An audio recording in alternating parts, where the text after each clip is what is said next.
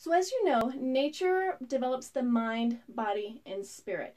And what we're going to be doing through these next couple of lessons is actually talking about how that works and is there research to support this. And so what we want to talk about today is how nature develops the mind. And I've really taken out two things that we're going to talk about. Number one is academics and academic success. And the second one is ADHD and ADHD symptoms, and since that has to deal, obviously, with the mind. So let's talk first about academic success. So there are studies that provide evidence for the idea that nature and nature experiences increase critical thinking skills. It increases cognitive development, increases problem-solving skills. It increases academic scores. There are a lot of studies that show this, and it's really interesting what they do is because they will pair up two schools that have the same demographic variables, and they will pair up one school that has an environmental education component and then one school that doesn't, and then they'll compare scores from those kids. And pretty much every time, the children who are exposed to any type of environmental education that has to deal with nature are showing better academic scores than those who are not. And then also there are studies to show that it increases cooperative behavior. And cooperative behavior, although we have individual tests and all that, we know that cooperative behavior is an essential part of developing an engaged citizenship, right? And good employees that can work with other people. So this is an essential part of academics. It's not just being able to do the math and the science, but being able to cooperate in a way that you can get things done as a group. So on this idea of academic success, I think it's important to talk about why environmental education initiatives are so successful. All right, so environmental education is a multidisciplinary educational approach.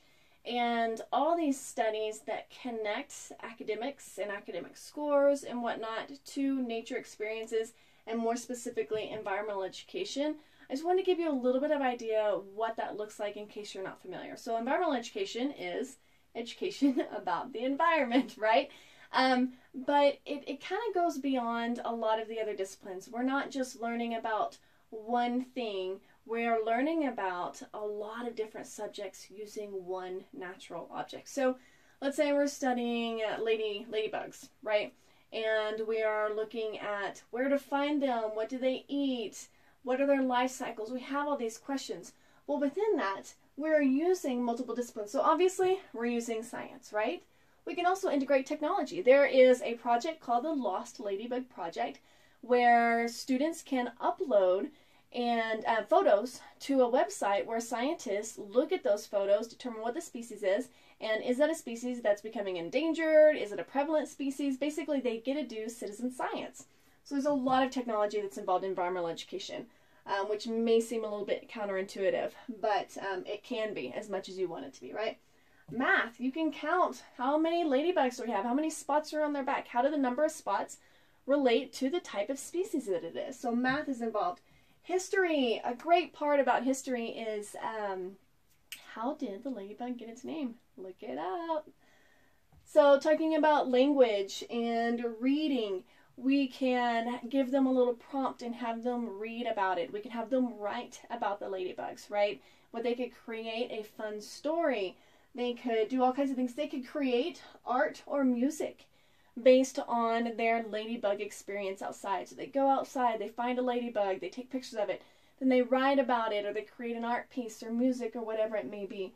You can also learn civics by being outside, right? You can relate that to the species that you're studying and how does the species interactions and behavior relate to what we know about civics in our community. And then also physical education, that one's kind of a give me, right? If you're outside, these kids get to be active and they're moving around and they may be so excited about learning about ladybugs that they're hopping from one station to the next, learning something new. And so it's important to know that within environmental education, it's multidisciplinary. And then when we're looking at things like one of the attributes of academic success is increased critical thinking skills. That's what this is right here, because if they can integrate multiple disciplines into learning one subject, then that's critical thinking, right? Because they're looking across the board and they're thinking outside of the box. And finally, environmental education, another thing that's great about it, it's used in formal education, so K through 12 education, informal education, which are zoos and museums and whatnot, And then finally, and very, very important that often gets left out, is family education. All right, the second thing I want to talk about is ADHD symptoms and how nature can affect those according to the scientific research. So according to the science, again, I'm not going to go through all the studies and the examples. We're going to talk specifically about what it does, and then I'm going to give you links to blog posts where you can read a little bit more about it and reference the actual study. So when children who suffer from ADHD symptoms are exposed to more nature play or even more nature views, so green and blue views, they tend to have increased attentiveness, decreased hyperactivity, better peer relationships, and this one is huge because those kids that really suffer from ADHD also suffer from developing connections with other people. And so this one's really big. More positive emotions, and when I'm saying positive emotions, I'm meaning positive emotions towards themselves and how they feel about themselves, and then decreased impulsivity. So basically all the things that you think about when you think about a child that has ADHD, nature is mitigating those and sometimes even eliminating some of these symptoms depending on the day. Now this isn't, they're going to have one nature experience and then everything is going to be solved, right? Nature isn't going to cure a child who has basically a biochemical issue like ADHD. But what it can do is it can help wear them out, right? It can help draw their focus away from having to do individual tasks, and instead they're listening to the birds or hearing the wind blow through the trees, and it just changes their focus so that they do better in school. And so there are quite a few things that you can do. These are just a few examples that I listed, but there are a lot of things that you can do to help your child who has ADHD. Have them do outdoor chores. Just have them work hard, right? Have them walk the dog. The dog needs exercise, so does your kid. Win-win. Have them walk to school. This isn't possible for all people. We don't live within walking distance of our school, but we do park a little ways away, and then we walk through a natural area. And I feel like when we go to school and when we get home, that helps to just reset us a little bit. It's a short 5-minute walk, but I think it's definitely worth it. Also, riding your bike is really great, and then any type of outdoor sport, just get them running around and having a good time, and being in nature is going to help with these ADHD symptoms. So as we went through this video, we were talking about how nature develops the mind. And I picked out 2 things, academic success and ADHD. There's going to be more, right? But these are just the 2 that I focused on.